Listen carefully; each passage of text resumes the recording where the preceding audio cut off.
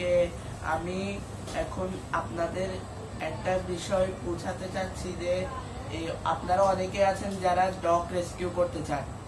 তো dog rescue করতে চান যখন বিভিন্ন রকম সমস্যায় ফেস করতে হয়, যে ডগটাকে কিভাবে বাঁচাবো, কিভাবে তাকে সেভ করব, কিভাবে তাকে অল্প সময়ে চিকিৎসা দেওয়া যাবে, এরকম ধরনের ব্যাপারগুলা।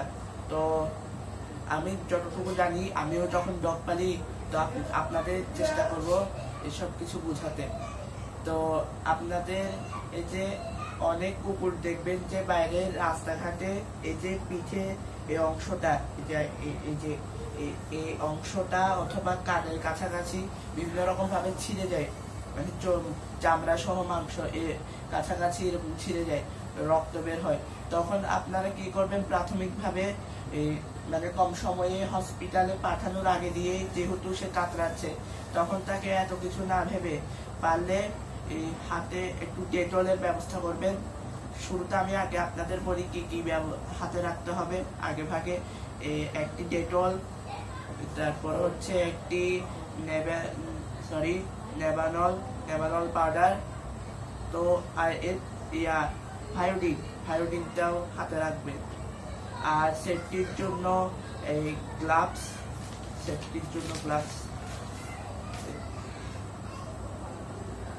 সেফটির জন্য অবশ্যই গ্লাভসটা পরে নেবেন।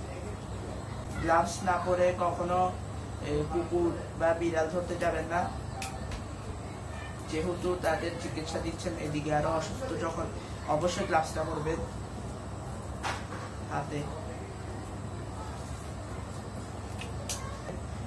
এরপর কি করবেন, সবার একটা তুলাও নিবেন সাথে, তুলা সাথে নিয়ে রাখবেন। তুলা আসলে আমার কাছে এখন এই অবস্থায় নেই, সেজন্য আমি আপনাদেরকে আপাতত তুলা ছাড়া দেখাচ্ছি।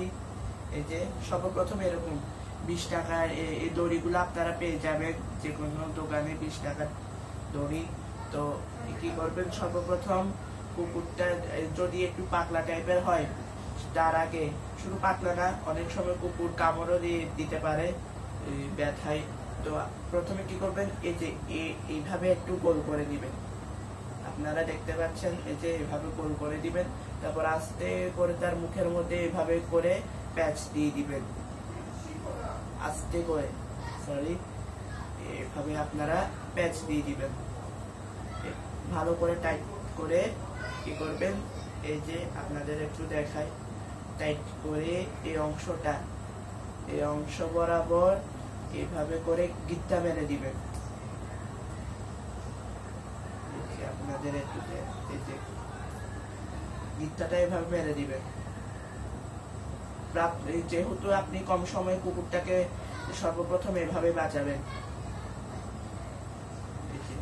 হয়ে গেল।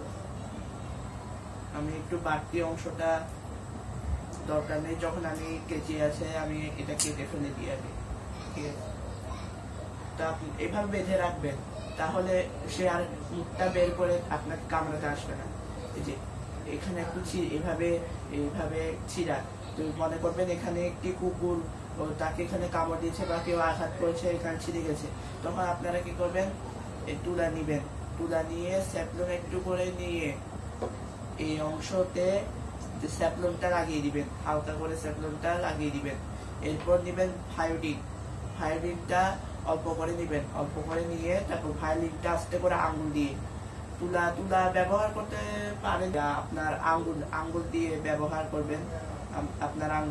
করবেন, এবং আস্তে আস্তে করে আঙ্গুল দিয়ে ভায়োডিনটা আঘাত প্রাপ্ত স্থানে, ছিঁড়ে যাওয়ার স্থানে লাগিয়ে দিবেন, ভালো করে বেশি করে দিয়ে এবং কি করবেন, নেভানল পাউডার বের করে এভাবে ছিটিয়ে দিবেন, বেশি বেশি করে দিয়ে দিবেন, এভাবে থেকে যাবে। তারপর ব্যান্ডেজ, আপনি যদি মনে করেন ব্যান্ডেজটা দিতে হয় তাহলে দিবেন, কিন্তু আমার মতে কুকুরটা যেহেতু দেখা যাচ্ছে আপনাদের পাড়ার মধ্যে কুকুরটা আছে যখন, তাহলে তখন না হয় ব্যান্ডেজটা দিয়ে পরে একটা সময় আপনি আবার গিয়ে ব্যান্ডেজটা খুলে দিবেন। কিন্তু দেখা যাচ্ছে দূরে কুকুর যেহেতু আপনি তাকে চিনেন না কোথায় থাকে, যখন চিনেন তাহলে দেওয়ার দরকার নেই ব্যান্ডেজ, কারণ যখন তখন ইনফেকশন হয়ে যেতে পারে। আমার মতে এইভাবেই রেখে দেওয়াটা ভালো, ব্যান্ডেজ কিছুই দেওয়ার দরকার নেই। তো এভাবে আপনাদেরকে বেঁধে দিতে হবে মুখটা। তারপর সুযোগ বুঝে কাজ শেষ হয়ে গেলে আস্তে করে গিটটা খুলে ফেলবেন, আস্তে করে গিটটা খুলে ফেলবেন।